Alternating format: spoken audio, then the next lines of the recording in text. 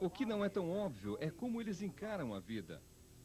Alegria exterior não significa vida sem medo por dentro.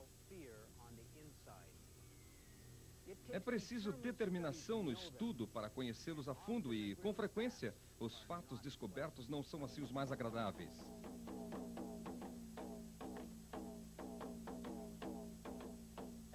À medida que estudamos seus costumes e a maneira de pensar deles, uma das coisas reveladas foi o constante temor e opressão em que esse povo vivia. Um dos aspectos da cultura estava ligado aos ancestrais mortos. Um homem vestia uma grande máscara e saía dançando pela aldeia. Eles criam que esse era o espírito de um ancestral morto voltando.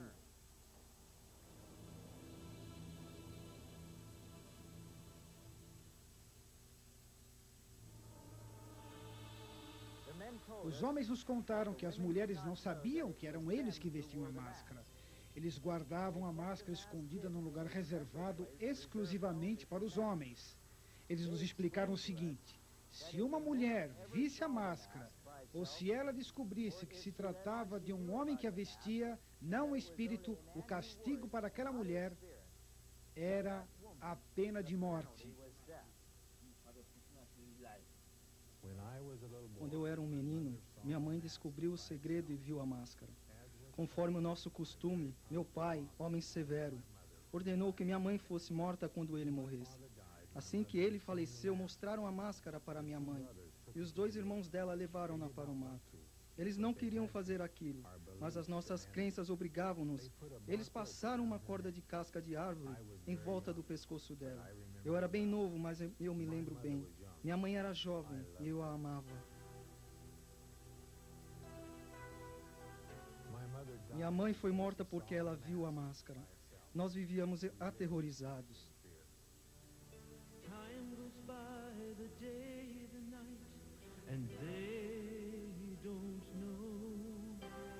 Children cry, men live, they die, and they have no hope. So many people just existing. Are we really listening to the tears and the fears of the unknown? Oh, killing to live and living to kill, yet dying in their sin. Their faiths are strong, but they're all wrong. Their gods just can't win. They tremble at the thought of them. The sun, the moon, the birds, the spirits. Oh, how can it be that they just don't know? He is willing that none should perish.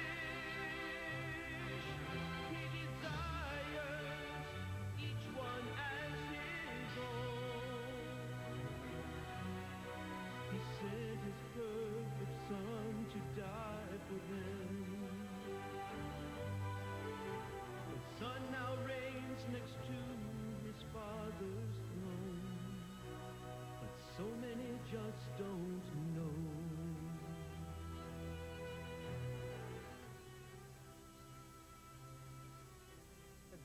O dia finalmente chega quando você conhece bem a língua e sabe o que eles pensam, podendo iniciar a pregação da palavra de Deus. Mas a questão é, por onde começar? A Bíblia é um livro tão grande e nenhum membro da tribo Muk jamais teve qualquer contato como nós temos com as Escrituras. Antes de começarmos a pregar, tivemos que preparar lições bíblicas. O nosso ajudante, que naquela época não era um crente, foi a pessoa-chave para obtermos a terminologia bíblica apropriada de que precisávamos para ensinar. Mesmo antes de iniciar o ensino, os Moks pareciam pressentir que estavam para receber uma mensagem maravilhosa. Quando o ensino começou, a aldeia toda de 320 pessoas se reuniu para participar. Nós não mencionamos nada sobre Jesus até que concluímos 2 meses de ensino das histórias fundamentais do Velho Testamento. No primeiro dia, nós começamos mostrando para eles um mapa da aldeia. E aí apontamos onde as outras aldeias Mok estavam localizadas naquele mapa. A partir daí, explicamos para eles, progressivamente, onde eles estavam situados em relação às tribos vizinhas e onde eles estavam localizados na província e a posição da província no país da Papua Nova Guiné e onde Nova Guiné estava em relação à Austrália, Japão, Estados Unidos e Israel. Depois eu expliquei para eles como a Bíblia, a palavra de Deus, a fala de Deus, veio há muitos anos atrás, de Israel à Europa e para o mundo, e agora estava chegando também para eles o povo Mook.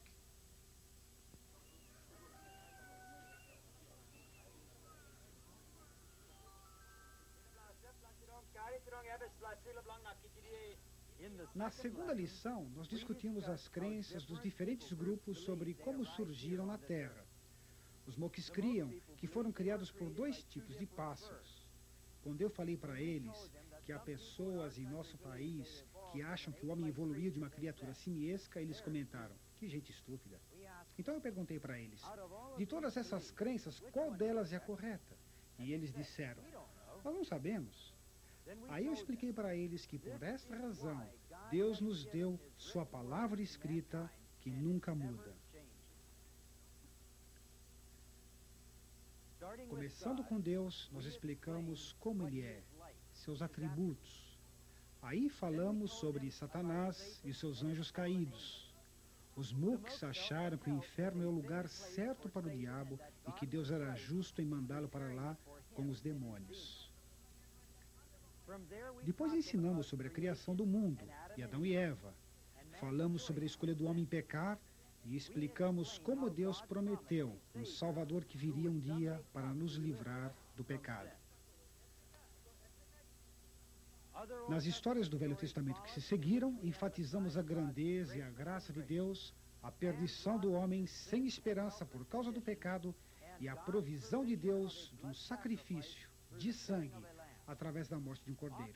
Com frequência usamos encenação para ajudá-los a entender o que estávamos ensinando. Quando contei que Deus pediu a Abraão que sacrificasse Isaac, surgiu um dilema.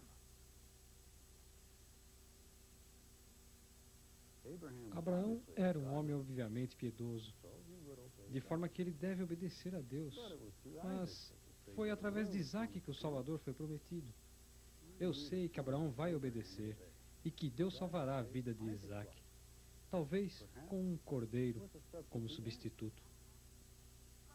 Antes de terminar a história, 4 homens vieram individualmente me sugerir que Abraão obedeceria a Deus e que ele interviria salvando a vida de Isaac, providenciando um cordeiro como seu substituto. Eles desenvolveram uma reverência sincera para com Deus e temiam que pudessem ser destruídos por causa dos seus pecados. Eles disseram, nós somos exatamente como aquelas pessoas de Sodoma e Gomorra. Por 2 meses, nós ensinamos lições chaves do Velho Testamento cronologicamente, antes de apresentarmos Jesus como Salvador, nascido como uma criança neste mundo. Ao estudarmos a vida de Jesus, os Mooks se tornaram grandes admiradores do Senhor. Jesus se tornou o herói da tribo. Eles o amavam e o veneravam. O povo da aldeia nunca perdeu uma lição durante as semanas que Mark ensinou de segunda a sexta, 2 vezes por dia. Os doentes eram trazidos em macas para os estudos. Quando uma gestante estava perto para dar à luz, eles arrumavam um jeito para que ela pudesse ficar pertinho o suficiente para ouvir as histórias. O nenê nasceu durante uma das reuniões e o ensino prosseguiu.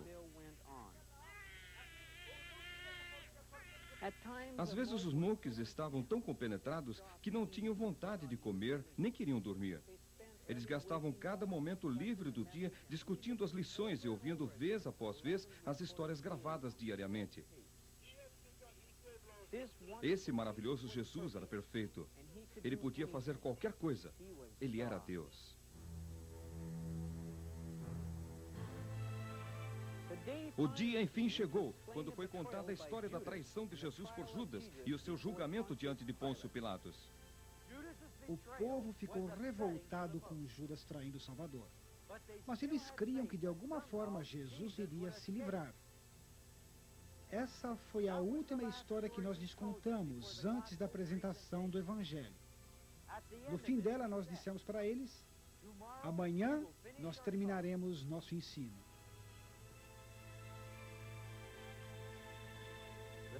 Na manhã seguinte, a aldeia toda estava reunida antes do nascer do sol e eu comecei apresentando Jesus diante de Pilatos. As pessoas estavam muito sérias. Quando viram na representação Jesus sendo cuspido, batido e colocado na cruz, eles ficaram simplesmente atônitos. Eles ficaram abalados. Não podiam acreditar no que estavam vendo. Pelo fato da morte e o derramamento de sangue ter um significado profundo para o Evangelho, nós havíamos enchido uma bexiga com água colorida para ser furada pelo nosso soldado romano designado. Foi quando eles viram o sangue que a história começou a ter significado para eles. Nossa exposição e apresentação da ressurreição de Jesus foi simples, mas poderosa para eles. O Salvador estava vivo.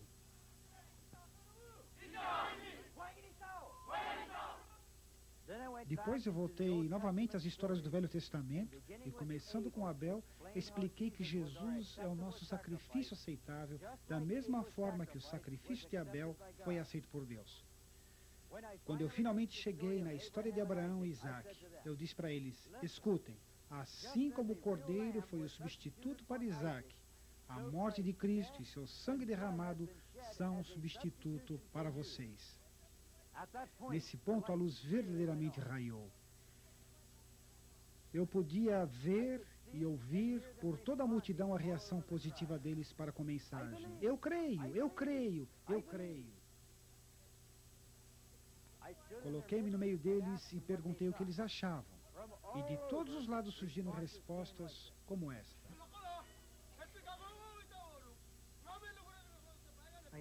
Eu sei que nasci no pecado e creio que Jesus pagou pelos meus pecados, que Ele morreu em meu lugar. Ele é o meu Redentor.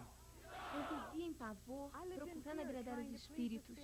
Eu não conhecia nenhum jeito para me libertar dos meus pecados, mas Deus, por sua graça, enviou vocês até nós. Eu escutei e criei no sangue e na morte de Cristo como pagamento pelos meus pecados. Eu creio e Deus me perdoou.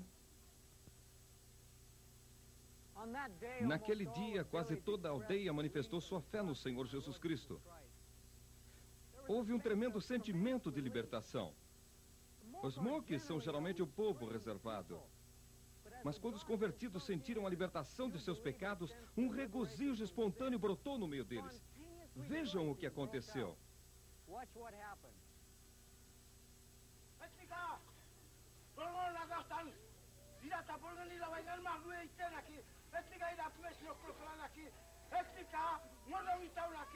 Esse homem está testemunhando que ele também crê que Jesus Cristo pagou pelos seus pecados.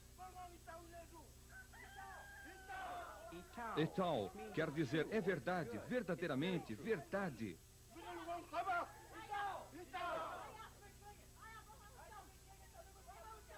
Vovó também se regozija no fato que ela também crê. Muitos outros deram seus testemunhos de que creem que Jesus Cristo levou os seus pecados sobre si.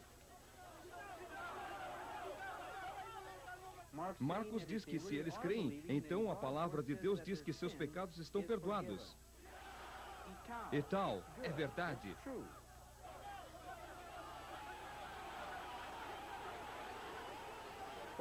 Um regozijo espontâneo rompeu entre eles e continuou por 2 horas e meia.